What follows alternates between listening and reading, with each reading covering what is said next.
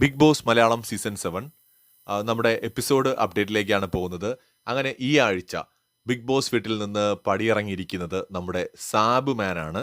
അതായത് big boss Nevin, Sabu, Adila എന്നീ 3 പേരോടും പ്രധാന വാതിൽ തുറക്കുമ്പോൾ അതിൻ്റെ അകത്ത് കയറി നിൽക്കാൻ പറയുന്നു.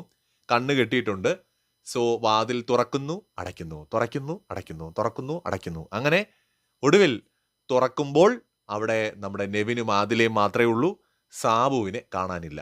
So Big Boss Malayalam season 7 ഈ ആഴ്ച സാബു ആണ് പുറത്തു പോയിരിക്കുന്നത്. വളരെ അധികം ഉചിതമായ ഒരു തീരുമാനം.